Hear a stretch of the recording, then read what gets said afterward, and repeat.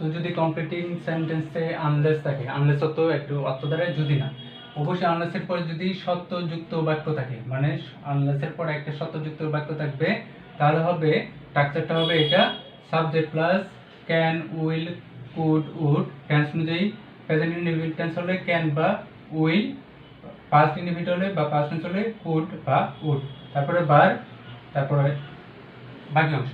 যেমন unless you work hard, দেখুন এখানে কিন্তু সত্য বুঝেছে, তুমি যদি কঠিন, যদি না, তুমি যদি কঠোর পরিশ্রম না করো, তুমি যদি কঠোর পরিশ্রম না করো, ইউ ক্যান নট, তাহলে ইউ একটা নেগেটিভ বাক্য দাঁড়ালো, you can not shine in life, তুমি জীবনে সফল হতে পারবে না। তার আনলেস হতো যদি না তুমি কঠোর পরিশ্রম করো, you can not shine in life. তারপরে আবার যদি বলি unless you study more, you will fail, তুমি ব্যর্থ হবে বা ফেল করবে। আচ্ছা, তারপরে তাহলে পরে ইম্পারেটিভ প্লাস টেল, এটা টিল যদি থাকে আপনার, টিল যদি থাকে নেগেটিভ বা অ্যাফার্মেটিভ যে কোনো বাক্যই হতে পারে। টিল যদি থাকে নেগেটিভ বা অ্যাফার্মেটিভ যে কোনো বাক্য হতে পারে, এর আগে একটা ইম্পারেটিভ বাক্য থাকতে পারে। ইম্পারেটিভ বাক্য থাকবে যেমন ওয়ার্ক হার্ড, কঠোর পরিশ্রম করো, টিল ইউ বিকাম সাকসেসফুল, যাতে টিল যতক্ষণ পর্যন্ত তুমি সফল হও।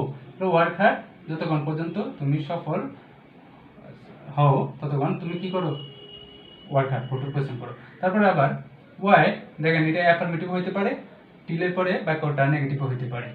তাহলে wait till I don't come back, তাহলে অপেক্ষা করো আমি যতক্ষণ পর্যন্ত না ফিরে আসি, তাহলে টিলের পরে এটা হলো কি নেগেটিভ বাক্য। আবার এখন আনটিল, একটা মজার বিষয়, আপনি টিল বানান যখন লিখবেন টি আই ডাবল এল, আর আনটিল যখন লিখবেন টি আই এল, খেয়াল করবেন বানানগুলো। তারপরে হচ্ছে ইম্পারেটিভ বাক্য থাকবে, তারপরে আনটিল প্লাস অবশ্যই আনটিলের পরে অ্যাফার্মেটিভ, টিলের পরে অ্যাফার্মেটিভ বা নেগেটিভ বাক্য দুটোটাই হতে পারে, কিন্তু আপনার আনটিলের পরে সবসময় অ্যাফার্মেটিভ সেন্টেন্স হবে। যেমন ওয়াইট হিয়ার, বললাম এটা কি ইম্পারেটিভ সেন্টেন্স, এরপরে আছে till, wait here until I come back, তাহলে আমি যতক্ষণ পর্যন্ত না আনটিল ফিরে আসি, ওয়াইট হিয়ার অপেক্ষা করো।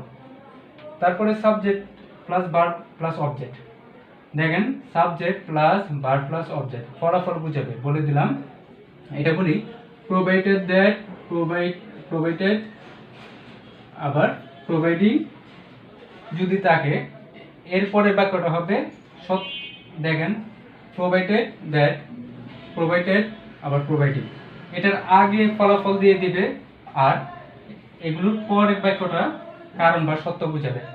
তাহলে এটার প্রোভাইডেড দ্যাট আবার প্রোভাইডিং দ্যাট, এগুলোর পরের বাক্যটা সত্য বা কারণ বুঝাবে, আগের বাক্যটা ফল দিয়ে দিব অলরেডি। যেমন কি বললো, ইউ ক্যান পাস, তুমি পাস করতে পারবে, provided you don't read, you can not,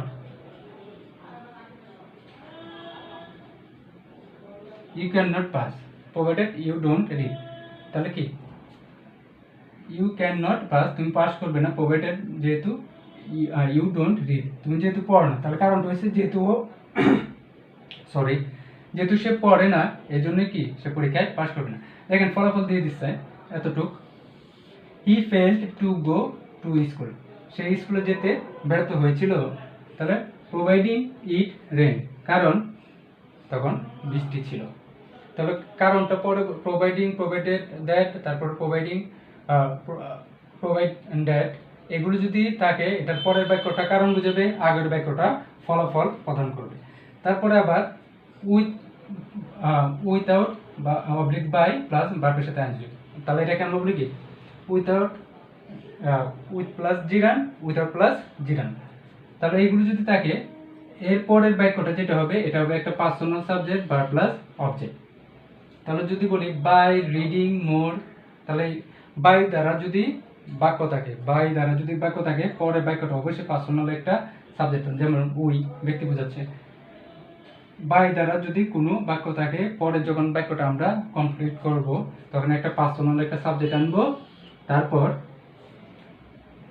by plus জিরান যদি থাকে পার্সোনাল সাবজেক্ট আনবো, এটার পর একটা অ্যাফার্মেটিভ বাক্য লিখব। তারপরে উইথাউট প্লাস জিরান যদি আসে, উইথাউট প্লাস জিরান যদি আসে তাহলে আমরা পরের বাক্যটা নেগেটিভ বাক্য লিখব। তাহলে বাই প্লাস জিরান থাকলে পজিটিভ একটি অ্যাফার্মেটিভ বাক্য লিখব, আর উইথাউট প্লাস জিরান থাকলে আমরা একটা নেগেটিভ বাক্য লিখে বাক্যটি কমপ্লিট করব।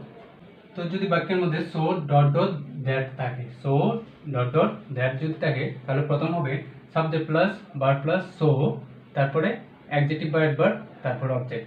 কিন্তু আমাদের বাক্যগুলো মূলত কমপ্লিট করতে হয় দ্যাট এর পর থেকে। তো দ্যাট এর পর থেকে কমপ্লিট করতে হয়, তাহলে এটা আমরা একটু কেয়ার করব। দ্যাট প্লাস সাবজেক্ট, তারপর ক্যান নট বা কুড নট, তারপর ভার্ব প্লাস অবজেক্ট। যেমন হি ইজ সো উইক, সে এত দুর্বল যে আমাদের দেখা যাইতেছে এতটুকু দেওয়া থাকে না। হি ইজ সো উইক, তাহলে আমরা শেষ করব দ্যাট হি ক্যান নট, যেহেতু প্রেজেন্ট ইনডিফিনিট থাকলে ক্যান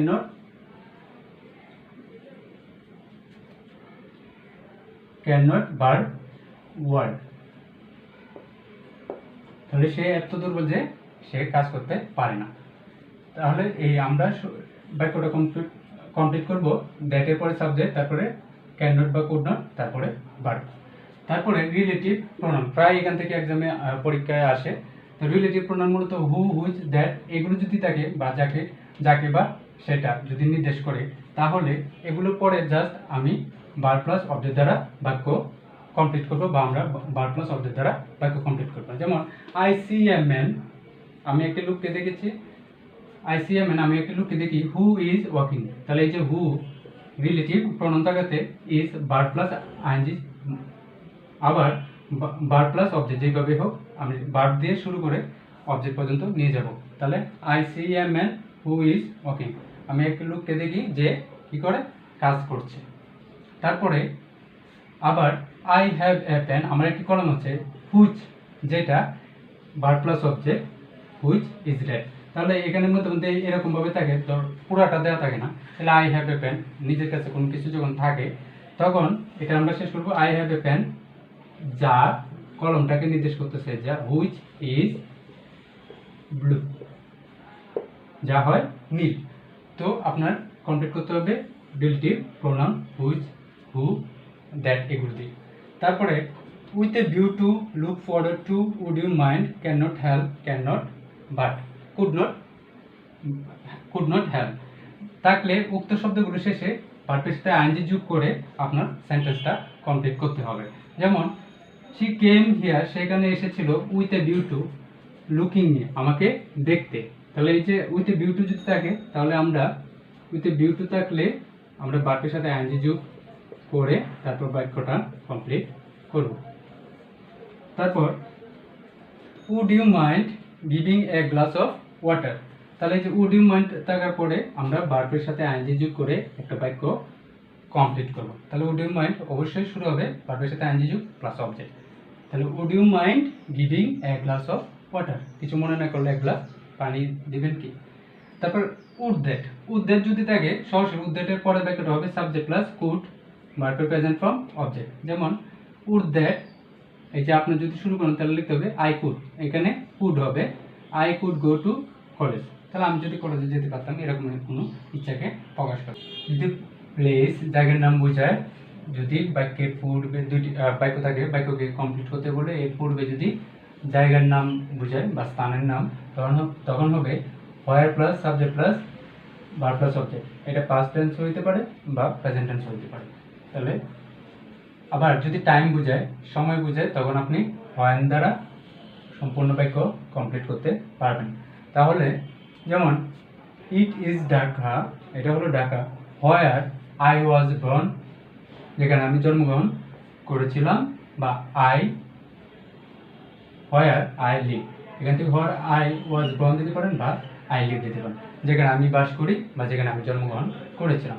আবার ইন 1971, এই যে শুধু যদি এই সময়টা দেওয়া থাকে তাহলে দ্য টাইম, সময় দেওয়া থাকলে আমি কি দিয়ে শেষ করব, হোয়েন দ্বারা। তাহলে লিখবো কি when a war took place, যখন একটি যুদ্ধ অনুষ্ঠিত হয়েছিল।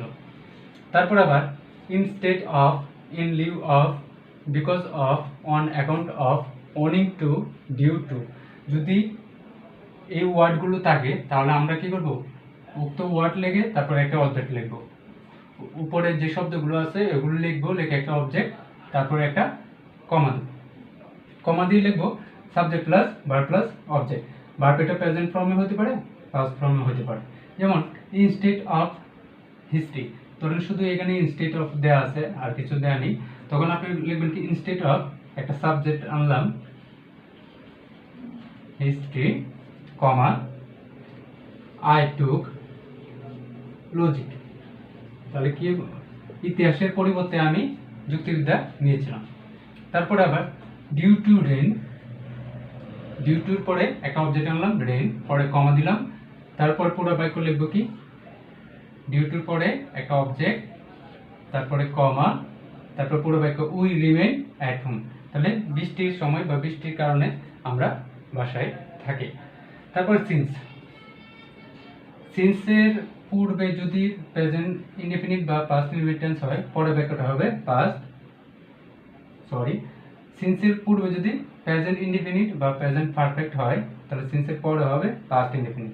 এই পাস্ট ইনডেফিনিটটাকে যদি আবার আমি সামনে নিয়ে আসি, বা সিন্সের পূর্বে পাস্ট ইনডেফিনিট টেন্স থাকে, তাহলে সিন্সের পরে হবে পাস্ট পারফেক্ট।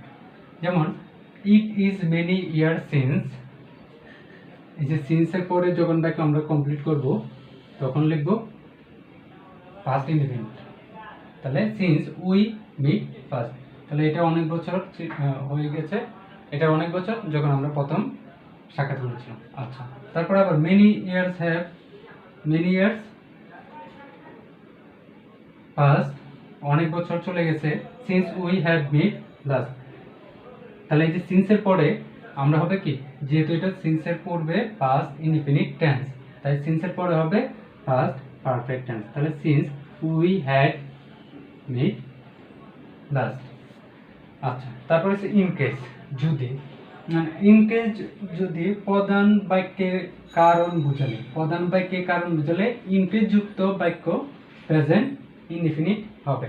দুইটি বাক্য থাকবে, যদি প্রধান বাক্য কোনো কারণ বোঝায় তাহলে পরের বাক্যটা হবে প্রেজেন্ট ইনডিফিনিট, আর যদি কারণ না বোঝায় তাহলে পরের বাক্যটা হবে পাস্ট ইনডিফিনিট, বা দুইটা বাক্যই হবে পাস্ট ইনডিফিনিট। তাহলে he will come in case Sara goes, Sara যদি যায়, সারা যদি যায় তাহলে সে আসবে, তাহলে কারণটা কি, সারা যদি যায় তাহলে কি সে আসবে। আবার তাহলে ইনকেস দ্বারা, ইনকেসের আগে যদি কারণ বোঝায়, ইনকেসের আগের বাক্যটা যদি একটা কারণ বোঝায়, প্রধান বাক্য যদি কারণ বোঝায় তাহলে পরের বাক্য হবে ইনকেসের পরে প্রেজেন্ট ইনডিফিনিট টেন্স। পরে আবার পাস্ট ইনডিফিনিট